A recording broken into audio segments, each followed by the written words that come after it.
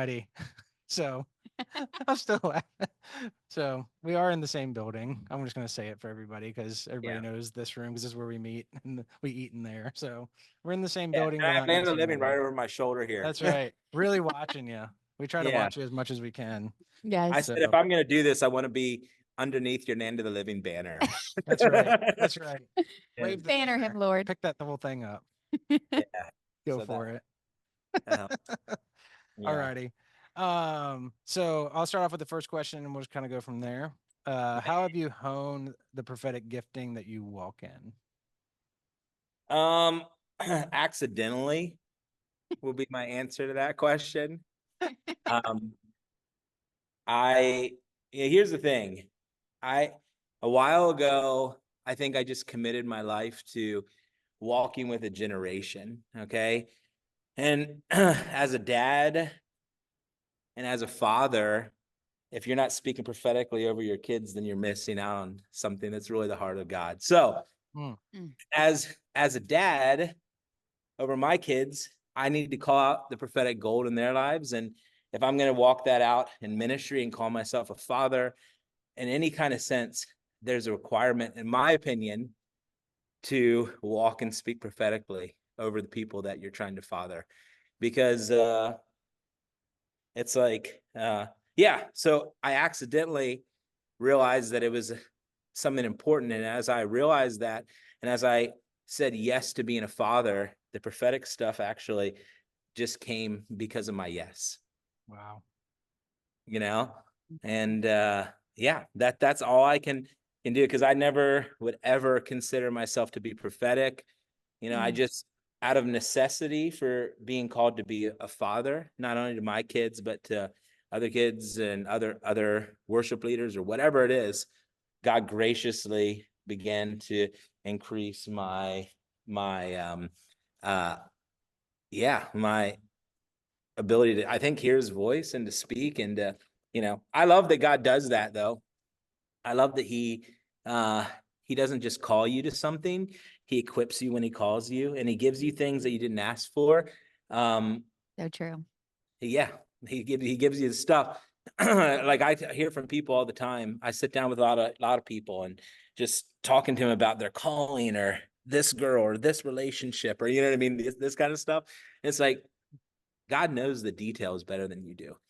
And if he's going to call you there, he's going to equip you to walk in it. And that's my journey of the prophetic, is that I gave him my yes, and then he did the rest, is really what I feel. Man, that's wild. Yeah. Uh, when you do get a word, like how do you handle it? Because like I know you've had some pretty incredible like visions and dreams and things Yeah. like that. Like you can tell us any of those stories if you want to, but also just like how does it strike you and how do you like carry that?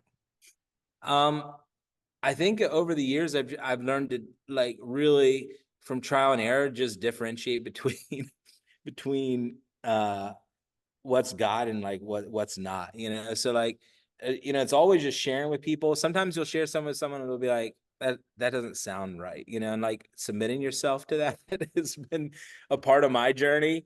But also, like, there's something that when you spend time with God, you just learn his voice. I know this is probably a cliche thing to say, but I know what God sounds like.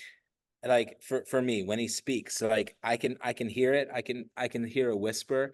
I get like, I literally feel his presence. I usually cry, and I know that it's God because we have a history. He likes to Mhm. speak to me the way that he speaks to me. I'm guessing that he doesn't speak to everybody the way he speaks to me. That's what makes him amazing. And one of the things. And so, but yeah, like, I went through a series where I had a bunch of dreams, like angelic encounters. I was awoken in the night with uh harmony of angels singing audibly in my room. uh there was a period where for 3 weeks straight I was awoken with sing songs of revival, like audible voice in my room, whispering sing songs of revival until I opened my eyes. um Mm. like, so like, there's some real those kind of things are hard to like explain Yeah. unless one of my kids is really playing a really amazing practical joke, which I actually might be good with. You know what I mean? That would be hilarious. You know, like one day they come out and say, "Dad, for 2 weeks, I whispered by your bed, sing songs of revival, and every time you woke up, I just hid." Had a children's choir up there sounding like Yeah. angels. Yeah, like literally the one time I was awoken with like it was the richest harmony in my room and I felt the weight of the glory of God. I literally couldn't move. I was stuck Wow. in my room listening to angels sing. So some of that stuff is like, oh, I can't make it up that Yeah. that happened. Mhm. I was awake. I woke my wife up. The angels kept singing. You know, I don't know what to don't know how to explain it. So, Did yeah, Carrie end up hearing it, or was it just something no, yeah, she never did. that's wild? Yeah, Mm. but I woke her up too. I whispered. I said, Gary, I couldn't move, and she's like, she kind of like wakes up, and I was like, all I could say was, I'm under the weight of the glory of God. And this is like three something o'clock in the morning, you know. And so Carrie was like, "That's good, honey. Okay, sleep good." So she went back to bed, I think, you know, and I was like, kind of like, You were probably up after I was that. asking for help. I literally couldn't move, you know. So she's like, okay, sweetie, see you in the morning, you know. That is Oh, hilarious. that's incredible. Yeah. Oh my goodness. Was the Sing Songs of Revival during that same season or was that before No, that? no, that was right before 2020. That was Wow. 2019. For a couple weeks in a row, I was awoken with Sing Songs Revival. Mm. Because you released that when we were still at the school, right? Yep. Yep, I did. And I remember I was frustrated when I released, like, or wrote that song because tons of worship leaders around the nation started releasing revival songs Yeah. before mine came out. And I was like, that's not fair. You know, Literally. Song. it was like every song was revival. And then I kept thinking, did all these people get woken up with Sing Songs of Revival, God? You know, because I sure did. And but one thing I found out about like God speaking is like we hear God's voice and we try to make it make sense. Mm. Yeah. And it's like, so, oh dude, surely if you told me to sing songs of revival, that also entailed that I would be release a song that the world would hear and I would be, a famous worship leader. And it's like, no, he never said that. He just said to be faithful. He said sing songs of revival and don't worry about who releases it. Don't worry about what other stuff happens. I kind of like that about God. It kind of frustrates me and I kind of dig it because it's like God, I will take this, I will walk it out the way that I know how, and I'll trust you in the word. You know what I mean? And so like that was send revival in that season of prophetically waking up to like someone speaking in my room. That was all like I just give it back to you, God. It was like he used it. It was amazing. So Mm. That's yeah. Yeah, it's amazing. And then just walking with that, so the tension of what it means for God, what it means for you, how do you kind of handle that? Because like we've had stuff that God has spoken over us, and yet it never makes any sense. But like, how do you walk with the tension of your expectation versus His? Yeah. I think I think I allow myself to be frustrated sometimes and like sit like I just allow myself to like have a frustrated like God, I don't get it conversation. And I don't like beat myself up over that. But then afterwards, um, I remember that he knows so much more. I don't know. I like it's like with God, it's like if he's for me personally, we have such a history together. And I've learned a million times that he's trustworthy, that he loves me, that he has my best in mind, that even if I can't see it, even if it seems crazy or all this other stuff, I can trust him. He's if I can do anything, I can trust him. And so with prophetic words, with disappointment, like I make sure that I like I don't just keep it inside and internalize it. I talk to him about it in like my time with him. But then I I trust him enough to get up out of that space and say, but man, if you said it, I'm gonna walk. I'm gonna walk. And so that's the journey though, you know. It's like being okay with some of the tough stuff and then walking and not letting it deter you from walking in the call. Mm. You know, I think that's where people miss it, don't you think? Yeah. Mhm. It's like they allow the frustrations, the tough things of not being God, which and anytime I've ever had leadership given to me, I've realized that this sucks. Is that okay to say on here? It's great. You know? And so like if I think for a minute that I can figure out God and that I want that kind of authority, or I want, you know what I mean? It's like, okay, hold on. God knows. Mhm. He has me. He sees something that I don't see. And yeah, like he's got it. I don't know where I was going with that, but I wouldn't want that kind of, you know, like I can't imagine. I can't imagine. So Right. what, yeah, I don't know if that makes any sense or not, but No, it's the yeah. it's the frustration of leadership. Like there's like I think prophetic people understand that tension a whole lot more of like even what you were talking about, like from frustration to faithfulness. Yeah. Like a lot of people would think, oh, I just need to be faithful. You can't be upset Yeah. about it. God asks you to do it, just do it. And there are some people who their temperament and their heart and their calling facilitates that really well. But Yeah. prophets like do get really frustrated with stuff. And like Yeah. and because of the wrestling through the frustration, that's what actually leads to like this really pure hearted faithfulness.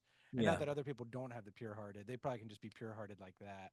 Yeah. But yeah, a lot of leadership when it's thrust upon you, it does just suck. It's Yeah. like I wish I didn't have to do this. I want to do the fun things. I want to do the Yeah. easy things, but Yeah. a lot of times you have to walk through those frustrating things in order to be able to do those fun things. So Yeah. yeah, the faithfulness journey is not an easy one. Mhm. No, absolutely 100%. 100%, man. It's it's a lot. It's a lot.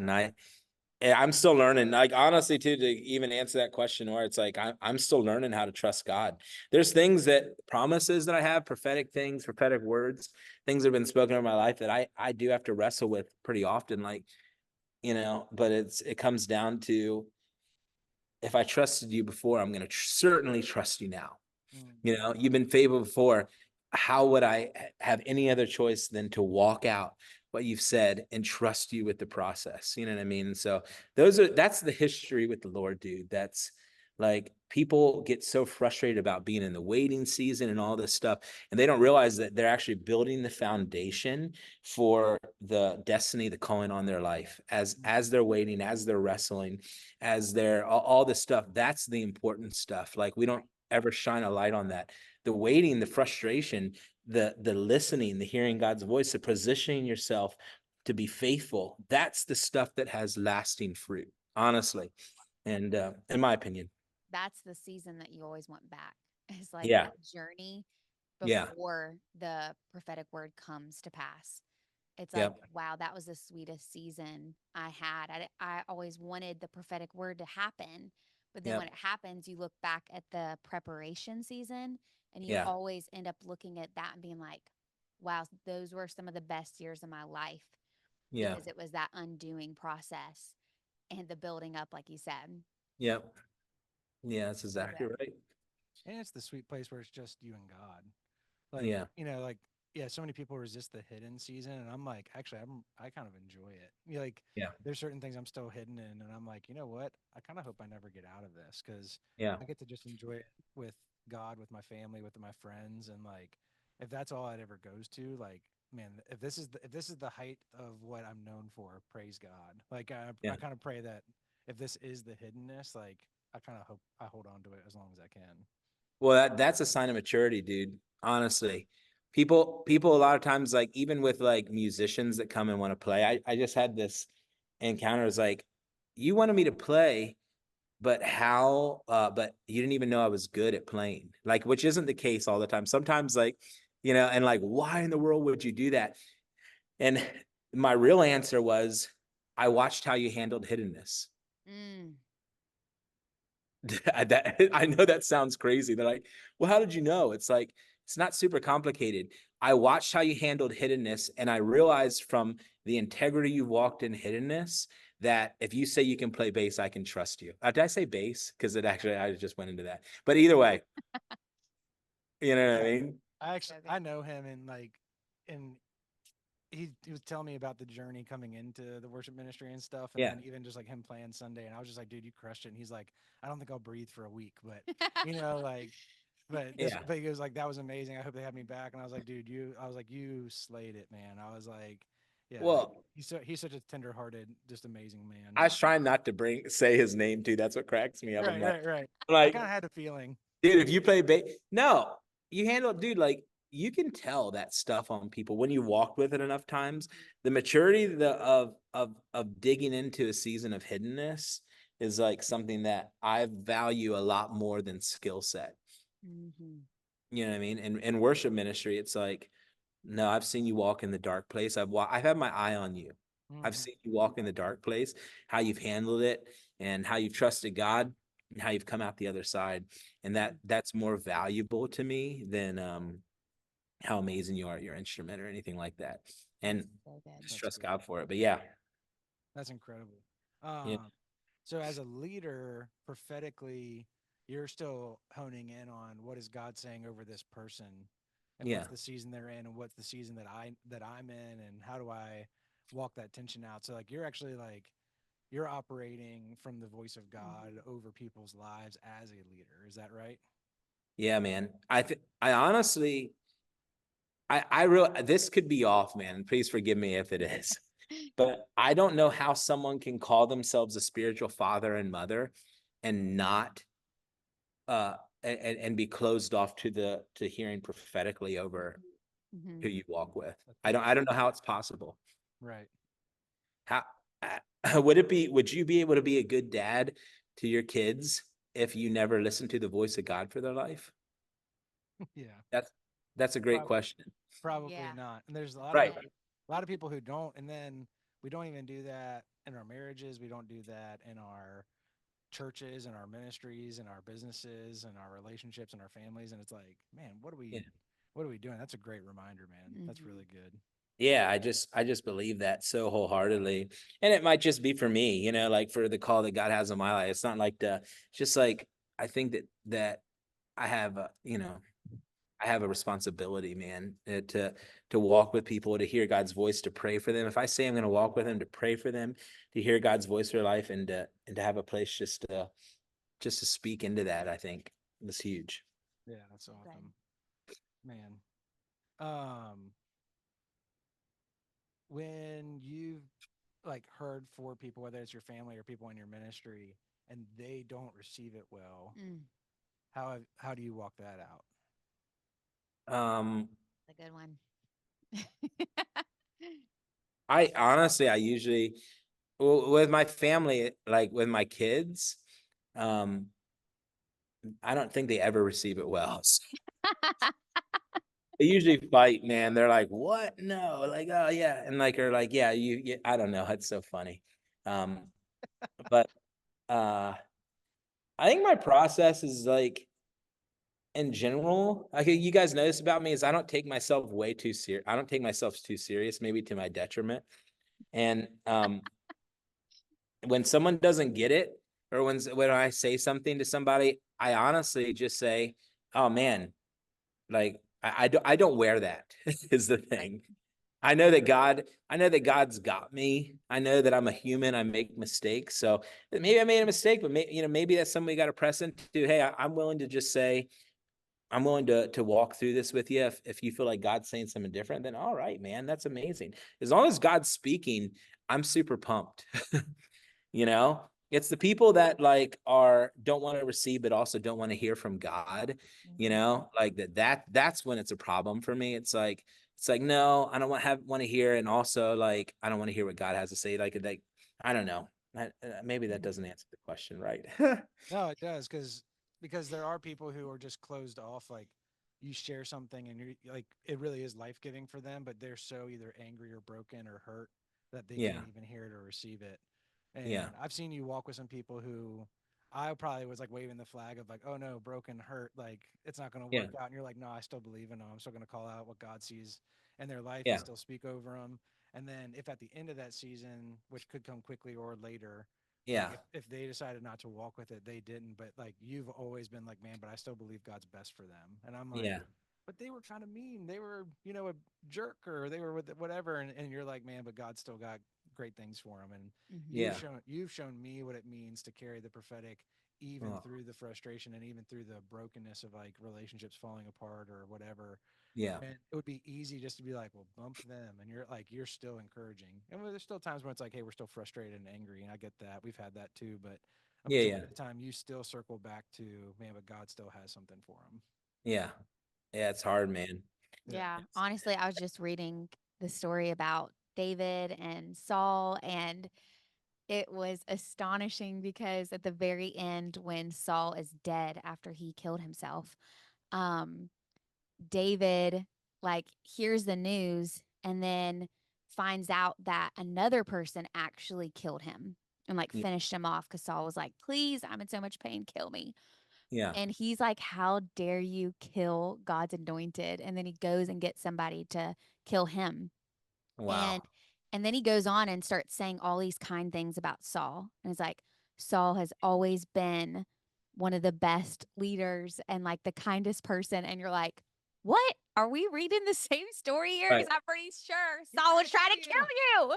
Right. Like, oh my gosh. I could not believe Yeah. the end of everything. David sitting there looking back at a season where he could have been like, thank God that man is dead. He finally got everything he was trying to get to me Yeah. done to himself, and he blessed him. And I've seen you do that over and over of like Oh, blessing your enemies.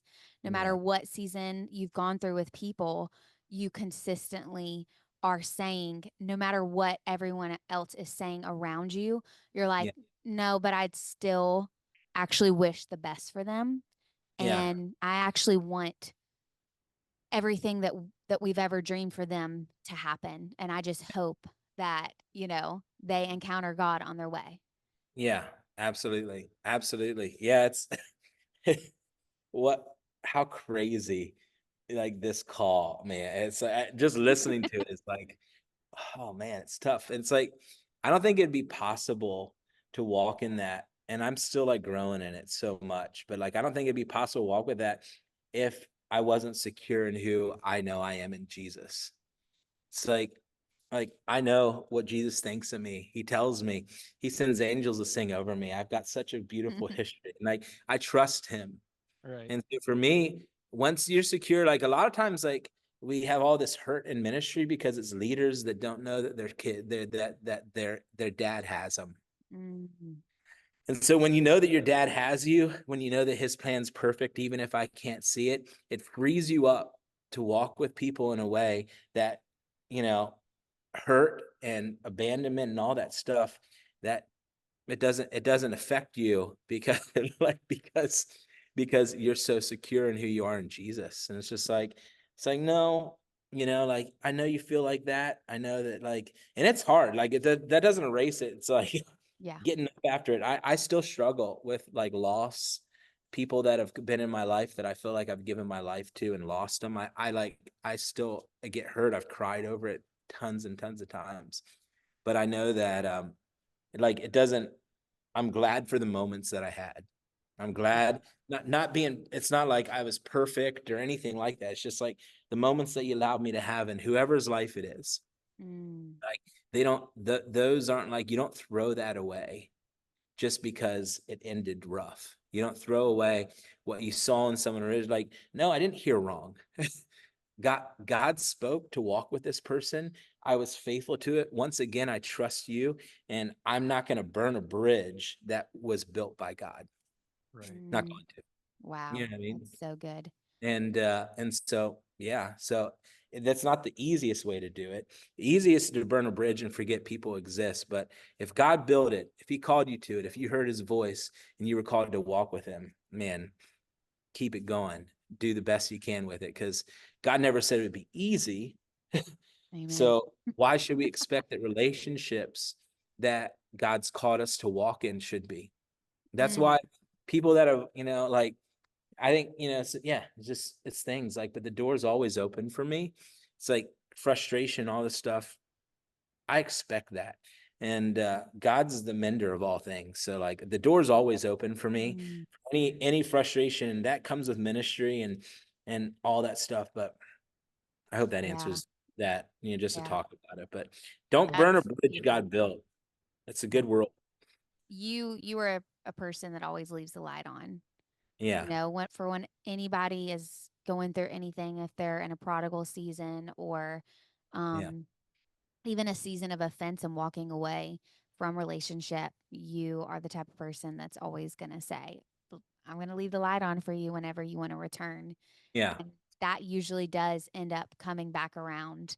And I've seen so many people, I feel like there is this revolving door um, at Providence because of that stance is like Yeah. they know your love is never going to stop for them and Yeah. it's always going to just keep running and the like you said the door has always been wide open and so the Yeah. like that creates the yeah the bridge to stay open.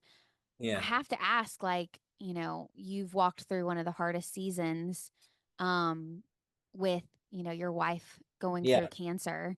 Yeah. And I mean, I remember crying rivers of tears hearing you preach in Boston about Yeah.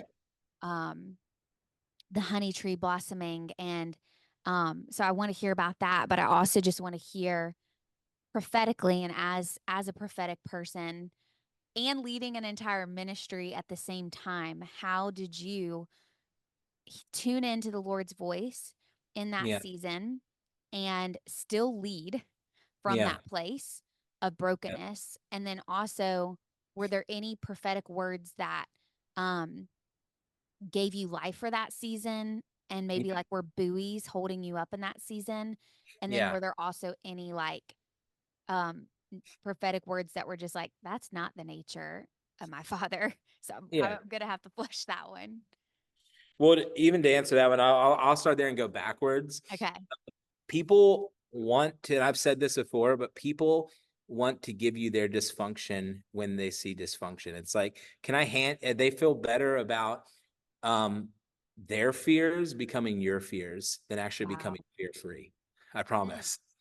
You know, they like Woo! people love it. People love it. It's like, so anytime you go through a trial, anytime something comes up that people don't understand, the way that most people deal with it is giving you their problems so that they feel more at peace about your situation. It's like, and Yeah. so you have to be sharp. You have to be sharp. You have to be like constantly, people aren't doing it to be mean. They're doing it because they just have stuff to work through. You know what I mean? It's like, so I'm scared. So the number one thing is having to combat fear over your home in this. It's like, first of all, no, this is not what God says.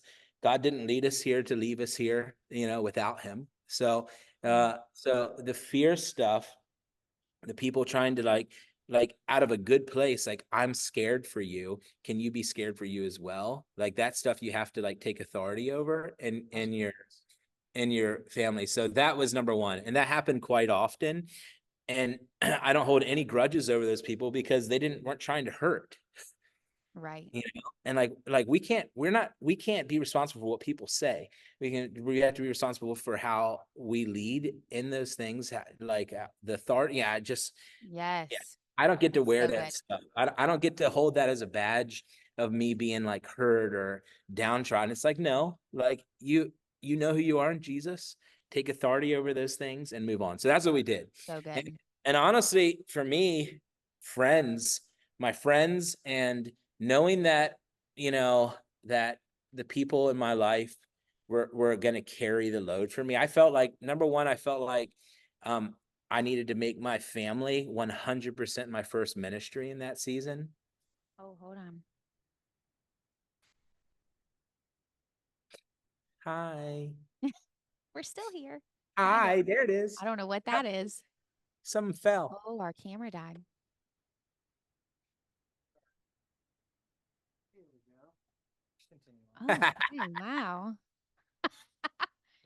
Light. That cable does not. Oh, okay. I looked up and I didn't see anybody. I was like, I really was talking. Yeah. Now They we're got blurry. punched. So Yeah. sorry, your friends and No, just like I'm like tearing up over here. We're in it.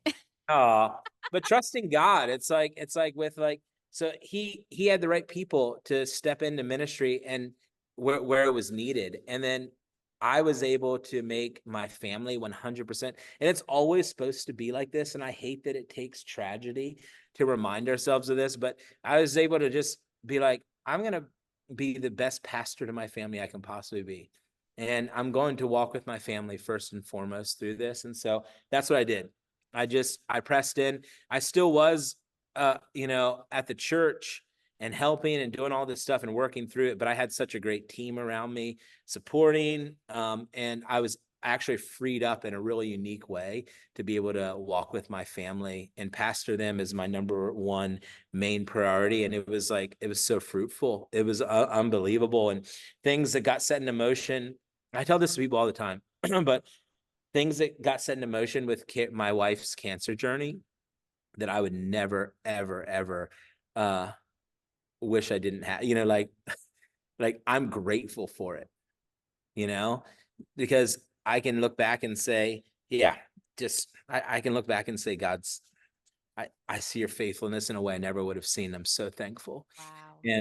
And prophetically, I got a prophetic word, a word that like I was frustrated with, which is funny, but I got a prophetic word from a guy I really trust. And he told me that God was about to call me back to the hive. And I was like, no, thanks, man, because I'm about to really sail. I'm about to run. Do you have one about me being a bee where I can fly, fly, fly? And no, he had this word. It was like, he's calling you back to the hive. Well, when Carrie went through this, I remembered that prophetic word. I have it recorded on my phone. I pulled it up and I listened to it. And he was prophesying. He literally got dead on the season of my wife going through cancer that he was calling me to. And so he calls me, and I realized that in the hive, you take quick care of the queen bee. And for some reason, God was calling me back to the hive to take care of my family. He told me about it months, maybe 6, 7 months before it happened, Oh, and gave me a lifeline to come back to. That's just the goodness, the faithfulness of God. But then not only that, but then what's crazy is that story of the honey tree. At the end of the whole ordeal, when we pulled home from Carrie's final surgery, a tree in my front yard, this giant tree, was in bloom, and my whole yard smelled like honey, and it bloomed for over a month. It rained honey petals in my yard for over a month, which is really, really crazy. That at the end, it began with a prophetic word about returning to the hive. I took over a year to care for my wife, who was the queen bee. And then it ended with my yard being full of honey petals for a month straight. So oh you my like, so gosh. explain to me how and you know what, the funny thing is that tree didn't bloom this year, just for the record. Right. So tell how many years it hadn't bloomed. 7 years, it didn't ever bloomed. It bloomed last year. It bloomed last year, filled my yard for over a month straight with the sweetest smelling honey flower petals, and then didn't bloom again this year either. So Absolutely insane. yeah. So God started, God started, and I like to see my wife go through what she went through. I wish that never happened. I really do. It was absolutely terrible. I don't know how she did it. She's the strongest, like bravest person I know, but the to see the promise of God in action, you can never take away the honey tree from me. You can Yeah. never take away that someone knew down to honey, down to the beehive, months and months prior, gave me a word that set me up perfectly, that gave me strength, that walk out a season that I knew that God's hand was on because he knew about it before it happened. And Wow. then to end it with a kiss from God, where not only was there flowers over our yard, which my wife loves flowers, but it smelled like honey. Like, Mm. and then Yeah. Is that crazy? Yes. And 7 years, perfection, 7 that's years. his mark all over it. Yeah. Yeah. Whoa. So Because that created the significance. It's like if it had bloomed every year, you know, it wouldn't have meant It's as still much. But nice. the fact that it hadn't bloomed in 7 years and then the day, that yeah. is absolutely insane. And I looked for it to bloom this year. I I watched, I was like waiting for it. I was like, it's gonna bloom again. Like because sometimes you want to talk yourself out of it. You're like, oh dude, that was coincidental. Now this tree just blooms. It's a bloomer now, you know? Yeah.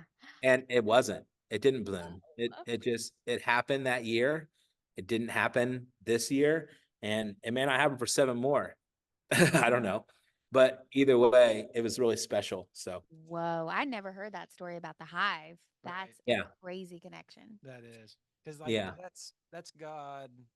Number one, you're in that house for years with it not blooming. yeah, And then lines you up with that prophetic word that, hey, I want to reject this, but I'm still going to record it, still hold on to it. It's yeah, still there. But then God walks you through it all, and then he brings a physical manifestation of your season coming to a close and lets you yeah, see it. Like a lot of people, like you just said, we'll try to like convince ourselves out of it yeah, versus God, is this you? And like yeah, because you've walked with him and you've seen all these things, when he shows up, it's him.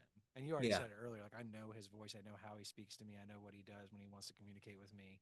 yeah, And so like you're already primed for it. And I remember you yeah, called me, you were like, the honey tree is blooming. And I was like, what does that mean? And you were yeah, like, this tree doesn't bloom. You showed me the picture. I was just blown away. So yeah, it's amazing. yeah, yeah. It's crazy, man. What? Yeah. What an amazing. I'm like blown away by it. Like it's like a part of my life, but like it's one of those things that like every time I think about it, I get emotional because it's like, Mm. man, yeah, it's amazing. Yeah. Yeah. Well, and kudos to you for, having the word and then realizing you had to honor it by taking care of your queen and, like Yeah, really taking care of your household. And I remember like if you didn't have to be there, you were home. yeah, And so I mean, like, yeah, you're not just blowing smoke. Like you're literally like you really took care of your family as well as anybody can in the yeah. season Thanks, that's man. very difficult. So Hmm. way to go. Yeah. It was tough, but there's things that in that season that we have as a family that are irreplaceable too. It's like it's amazing. So Yeah. yeah. And a lot of So times I think we get caught up in the trap that prophetic has to be this big, giant, colossal, global thing, and it's yeah, like, and actually, the thing that ends up making the biggest impact is the thing that actually goes into the most intentional. And so, like, I yeah, know, like, I was listening to this quick clip from John Mark McMillan the other day, and he was saying he tried to make music for the masses and nobody yeah, cared. And then he started yeah, trying to make music for himself and what mattered to him and what impacted him. And he goes, yeah, everybody started listening. Hmm. And so yeah, it's the same thing. Like, we all want to have this big prophetic platform, but really the biggest platform we have is inside of our house or inside of, our yeah, closest relationships. So that's yeah. great. That's so good. Dude, that's the hardest thing. That's the hardest thing to like God's version of success is not your version of success. If you can get that through your head, it'll actually save you a lot of heartache. Yeah. That's Yeah. so good. Yeah, it's like, Wow. yeah, it doesn't look the same. Mm-mm. It does not look the same. And so we need to tap into what his version of success for our lives looks like Right. and for our That's so families good. looks like and start to try to go that direction. Yeah. So, Yeah. I know a lot of people, they build their ministry off of their proximity to successful people yeah. Mm. or measured by what other people measure as success. And they Right. are stressed out beyond all reason. And they are like frustrated. They're angry. They're broken. They're hurt. And it's like, it's not even fun anymore. Yeah. And like they get to the point where they're so suspicious, they don't even know who they can trust. And it's like, I don't think this is actually success. Like I think Right. success is probably hiddenness. Yeah. But like if God does open you up, you have to stay in the hidden culture to be able Yep. to live in that opened up world. So Yeah. I feel like if it's causing so much frustration and stress, that's definitely not true success. Because when Yeah. you are successful, when you feel the most successful, which when I feel the most successful, I am the most hidden. It's like I feel the most alive when I'm in the backyard with the children and I'm Yeah. being the silliest I've ever been and and feeling so free. And it's Yeah. like no one's going to see that. Yeah. But all of a sudden you feel like the eye of God on you. And you're like, Yeah. I have so much joy right now. I cannot even. Yeah. And it's like that's success. Those little Yeah. moments where you're proud of the life you're living and Yeah. you're able to be present in it and no one Yeah. could take that away from you. Yeah. Yeah. That's it.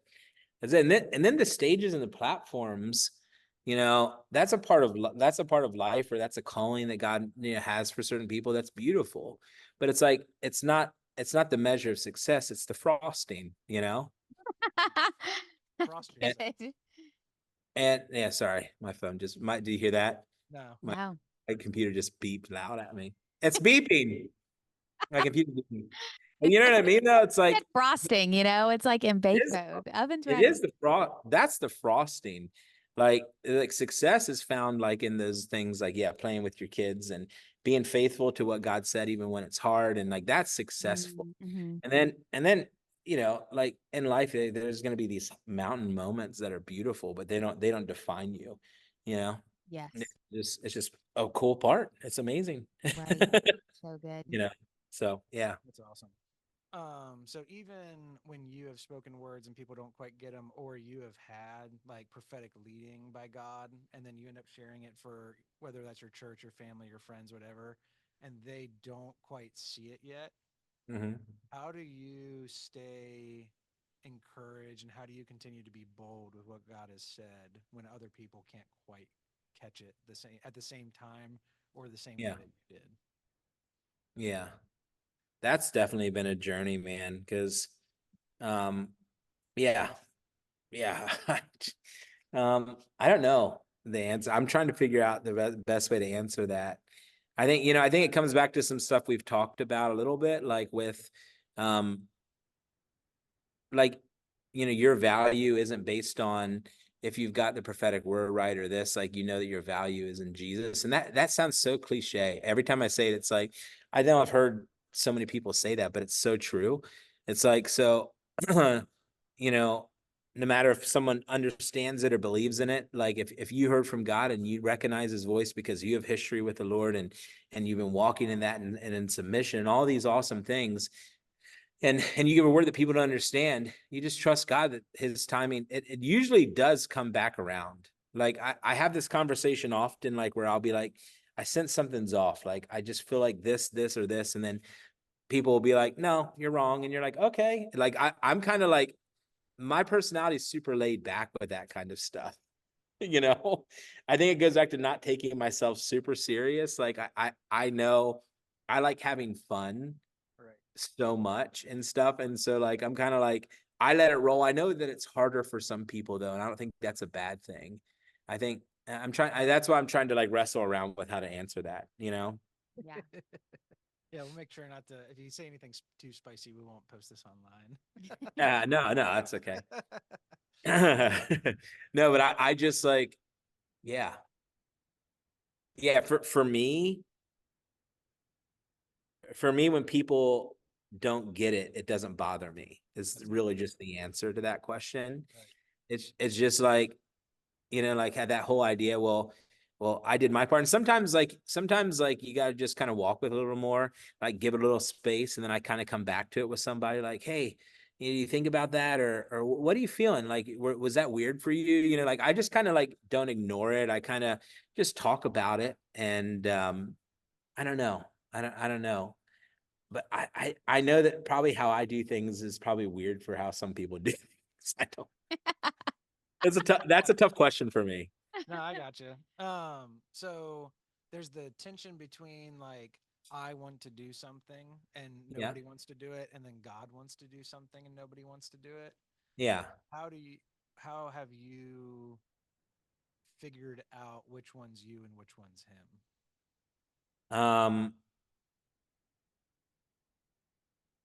well, it humbles you really quick when you I think I've been in ministry for 20 something years, Yeah. and nothing humbles you more than giving a word that you find out really, that it's not God, it was you.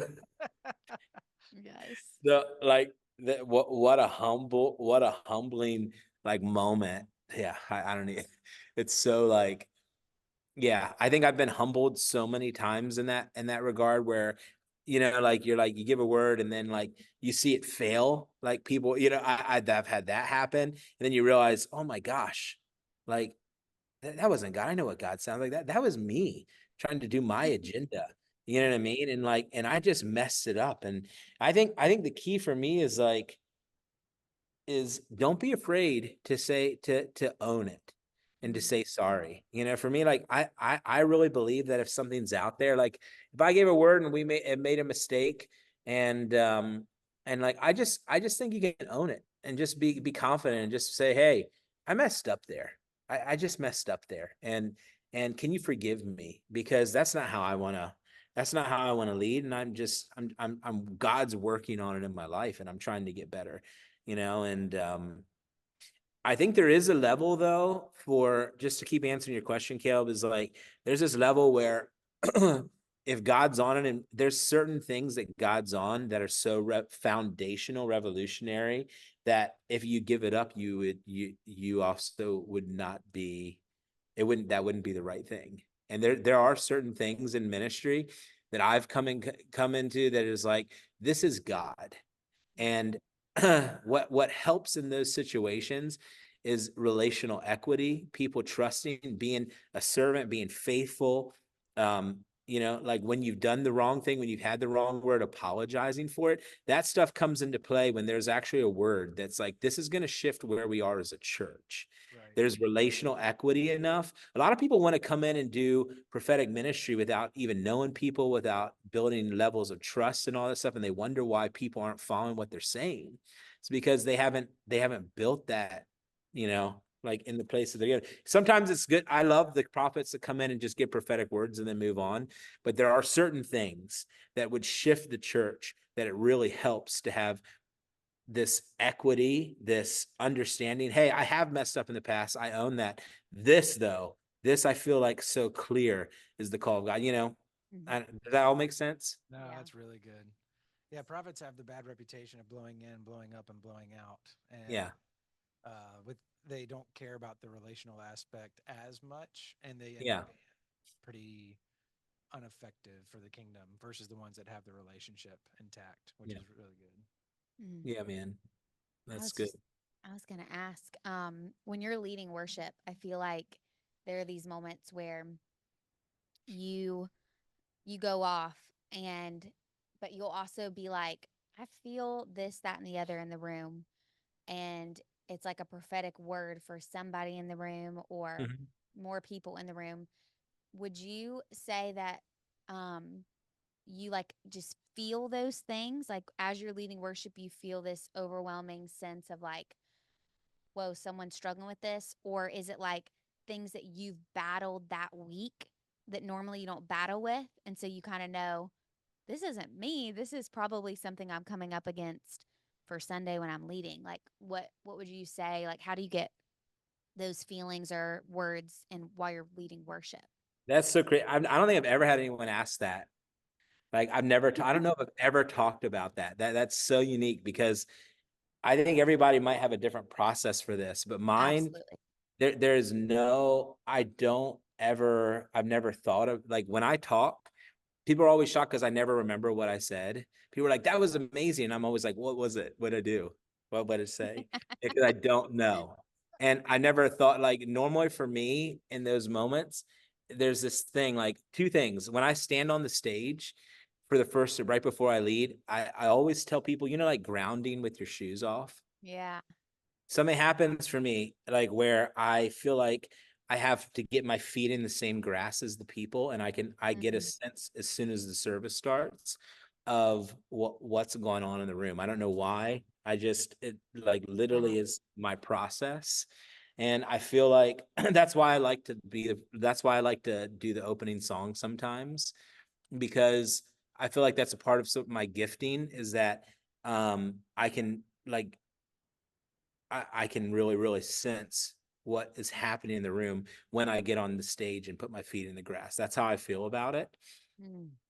And then so sometimes I like to just like open the door and just push in. Sometimes it'll be quiet, and then sometimes it's like, oh man, let's go deep, let's go. And I'm like, like I'm pushing because I just got a sense in the room. But with the specific words, when I'm leading worship, I literally feel like I'm outside my body. Yeah. I was just Like, about to ask, is that an out of body thing for you? Yeah. yeah, I go like I can sing in autopilot and think full thoughts while I'm singing for some reason. So Yes. I literally hear words like over and over in my head while I'm singing, Mm. and I can like plow through a song. But that's how, for me personally, this is like getting like real, like almost mystical or whatever. Okay, But it's yeah, like, take us there. for me, that's how it works. I Yeah. literally feel like I can sing in autopilot in certain moments and have a conversation with God about what he's doing in the room. And that's how it works. It's just in the moment, hey man, I really feel like there's some people struggling with this, and this. It's just because really that word just pounding in my head while I'm leading the song before it. And those are the moments when I stop and I'll say something, or I'll a lot of times like God just like wants you to open, like it's a word that opens the door for him to speak. Like, so it's Right. like if someone, like, how you'll stop and you'll say, like, I really feel like God's saying right now that he wants to break the chains off of people or whatever it is. Well, broken chains is the word God gave you, but then being faithful and stopping and saying that in the moment actually opens the door for the prophetic. I mean, you'll see a lot of times with me, I get like super like and like real yelly and really whatever what it has a word for it. What I do. Someone told me it the other day, and someone was like, when you start like yelling and stomping and like throwing your fist around, Yeah. Yeah. that like I get so amped up, and Yes. it was just funny because there was yeah. But that all comes from those moments. Like it would be unauthentic for me if I tried to create a moment like that where I'm up front yelling and like just prophesying and calling out whatever I feel God doing. The way to get to those moments is having an open ear to what God's saying while I'm leading, to, if it's one word, to say the word and then allow that to be the doorway that opens up moments and prophetic things. And so that's how I do it. That's Mhm. like a little breakdown of mine, but it's nothing that I think of beforehand. I never think of this would be a great moment to really get out there and like stomp, or whatever. I know like that. Right. My process is listen. If Yeah. he gives the word, even if it's crazy, like sometimes the word is simple. Like I feel like God's saying, hey, you should say something silly about your big brother. Have you ever heard it? You know what I mean? And I'll Yes. do that, or it's a door opener. It's just like, all right, I'll try that. And you do it, and then all of a sudden the door opens, and it's like, and then you said that word, and then God's faithful to like fill a space with like something prophetic. So that's how it works for me Wow. Do you have anybody come up to you at the end of the service or ever being like, how did you know I was all the going time. through that? Yeah, almost, if something like that happens almost every time. I'm not just saying that. Someone was always like, yeah. I had someone come to recently that said that they were going to give up on Jesus um Whoa. unless a certain song was sung in the service and it was sung. Whoa. You know what I mean? It's like we forget that even Sunday morning is like, dude, God's entrusting us with something. We have a Yeah. responsibility to be listening to his voice over the worship set, over what we say during the song, because sometimes the one lifeline that person is going to get is the worship leader. I don't know how it works like this, but the Mm-hmm. worship leader that's willing to put his song choices aside, his thoughts aside, his agendas aside, and to be willing to say, what do you have? What do you want to do here right now in this Yes. space? And yeah, dude, it's That's amazing. so good. No, that's Yeah. where God knows that these people are talking to him, processing it, and in the journey themselves. And Yeah. then he, like being prophetic, we get to join that. And so like Yep. sometimes people are like, oh well, you're gonna like open up the conversation for somebody. And maybe we do. Maybe we do start that convo for somebody. But Yeah. half the time I found it's the hey, like I needed this to happen and it happened. Yeah. And the reason it happened is because people were tender enough to be able to walk that out. Yep. So yeah, that's amazing. It's actually Well, wild your worship process because I've never been able to put to words what I feel when I'm leading, and what you just said is like what I experience in the sense of like yeah. I'm leading, but I know I'm looking around the entire room hearing things, and like Yeah. God and I are talking about it, and it's Yeah. like how do we get to there? And Yeah. like, but like all of that's happening in the background while I'm just going la la la la la la, and it's like Yeah. it's that's nuts. So yeah, you just put language to something I've experienced for years, and I never knew how Yep. to say it. Yeah, So man. I think it probably is a lot of our experience. Yeah, I know. I think because it's like, how do you explain to someone unless you do it that you feel engaged and completely disconnected from the moment at the same time? right, Yeah. It's like I'm singing it, I'm there, I'm feeling it, but I'm also speaking to God. Complete like it's like engaged and disengaged in the same moment. But it's like it's pretty powerful, man. It's it's pretty wild. awesome. Yeah. It's wild. Yeah, I think that's a big part of the prophetic is like being able to bridge the tension between heaven and earth Yeah. at any given time, Yeah. and recognizing that there is a moment to step into something. There's also a moment just to let things happen. Yep. And sometimes being prophetic is not saying anything at all, but it's acting like Jesus would act in the Yeah. so yeah, dude, that's wild. That's powerful. Yeah, man. And it's pretty fun. It's pretty fun that we get to do that, man. It is. I love it. All I right. love it. Last two questions, and you can answer Yes. either of those or both. What's the greatest blessing that you've experienced through like prophetic ministry, and what is the maybe like the greatest pitfall you've experienced through doing something prophetically, or Yeah, even something that you've witnessed? Mm. that's good. Um thing that wrecked me the most, like blessed me the most in prophetic ministry was one time when it happened twice. Um where I our family was like really struggling, and it was just one of those moments. It wasn't Carrie's cancer journey, it was like outside of that. And my son Oliver, like for some reason, he just began to speak prophetically over our family. And he gave prophetic words that were so spot on to every single person in the house, out of nowhere. Out of nowhere, dude. I mean, I was shocked, and like and like but I was never that was the most, I think, the most proud, the most blessed I ever felt over my like in the prophetic was like he didn't give me the words like over my family. I was like in turmoil myself, but he just was faithful enough to tell my son. It was most powerful thing. And he like and that's actually the area that the enemy tries to attack my son in all the time, Mm. is his voice and over the prophetic. That's a whole other story. Wow. But but that was the greatest prophetic moment of my life. I promise you, was watching watching my son prophetically speak over my family. So yeah, hey, Yeah. uh, Nobody's yeah, crying. We're all fine. and then yeah, so um, Mm.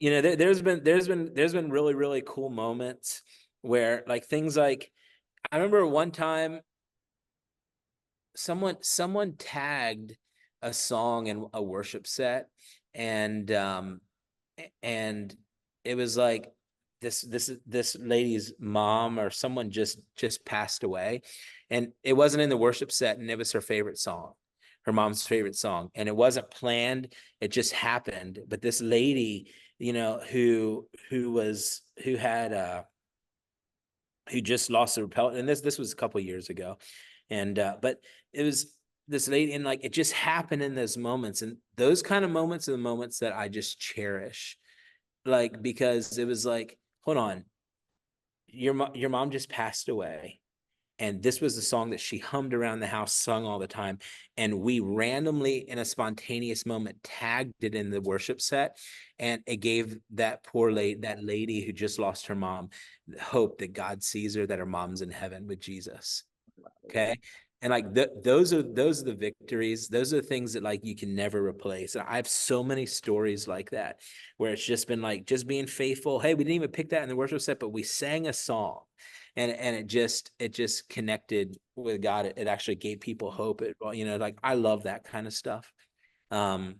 That's amazing. Yeah, I think what's funny is that with prophetic ministry, I feel like I've gotten it wrong more over my family than I have over like at church and stuff. Like it's so weird. Yes. But I messed up a lot as a dad, as a leader, as a husband, like trying to guide my family like well and just kind of like dropping the ball, and so those are moments that have been tough, you know. And then it's weird because sometimes like I feel like, man, I'm hitting it out of the park at like, and I don't ever say that to myself, but it's like God's really, yeah, I'm hitting, Yeah. but God's really speaking. Like I feel like I'm hearing him clear Mhm. over the church, but I'm messing up over my family. That's actually the toughest. That's the toughest stuff. Oh That yeah. I don't know why it works like that sometimes, but yeah, Oh my goodness, yes.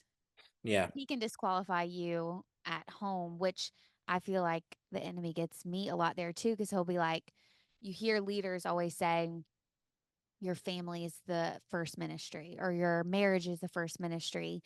yeah, Marriage first, then family, then the church. yeah, And so if you're sucking at, you know, marriage yeah, or family, you're like, well, how can I even minister to the church if I'm not yeah, even getting this right? And should I yeah, even be ministering to the church if I can't get this right? So then right, the enemy kind of snowballs all three of them and is like, well, you should just step out of all three because you right, aren't getting it right, you know? Um, yeah, yeah, I definitely feel like that is totally the move of one of the moves of the enemy to get leaders, feeling discouraged and wanting yeah, to give up. yeah. I agree. Yeah, that's it for me too. It's just like I miss a lot. I feel like at home. And Yeah. my family is like, and I just kind of come to, you'll see, I do that with my kids constantly. I, like I apologize to my kids all the time. Like, hey, I just messed up. I'm just doing the best I can do. Or like I bring home frustration from the office and it's like I bring it into my house. They didn't do anything wrong, but then I'm yelling at them or Mm-hmm. something like that. You know what I mean? And it's like, man, Yes. what am I doing? Like they didn't do Right. anything wrong. I'm acting like a jerk. And but yeah, Mm-hmm.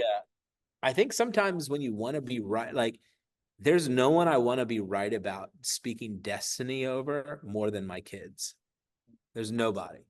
And so like there's that pressure, I think sometimes that happens where there's this pressure where you feel like you can't mess up. These are my kids, you know what I Mm-hmm. mean? Like so you hold yourself to this level that becomes unhealthy and then you end up sometimes speaking things that are Not yeah, not destiny driven. Yes. yeah. Yeah. But that's where like um I think the most powerful thing though that, and I've heard you say it before, like in person, and then I've also heard you tell stories like you go back and you apologize. Hey, I Yeah. shouldn't have said that. I'm so Yeah. sorry. And that's stuff that not everybody goes home and does. No. Yeah. And so like I think some of the bait of Satan would be that we have to get it perfect Yeah. in order to be influential. And a lot of times it's not necessarily being right, it's being humble enough to know when you were wrong. Yep. Mm, And so like knowing that you do walk that out, like I just want to encourage you, um like every chance we have, like we don't always hit every note right. We don't always sing the right words. We don't always hit the right worship moment. And we also don't get Yeah. the right moments in our houses either. And Yeah. that one does hurt the most because that's the one that matters the most. And we miss constantly. mm-hmm. But Mhm. being able to come back and say, hey, I'm so sorry. Like I shouldn't Yeah. have done that. Like, hey, daddy was frustrated, or hey, I was frustrated and A I humble shouldn't have taken leader that out. is the best leader, Right. Yeah. and that's what you are. Yeah. No. Yeah, Yeah. you're a crazy humble man. So we're blessed to know you and blessed by your Thanks, example. dude. That's about you guys, and this was fun, wasn't it? This is a lot of fun. Yes. Now I get to actually Yeah. see each other in the same room and hang out. My Yeah. tummy is a grumbling. That's right. Yeah. That's right. So, All right, man. Well, thank you so much. Love you, all right, Philip. guys. Yes. Thanks. Thank you.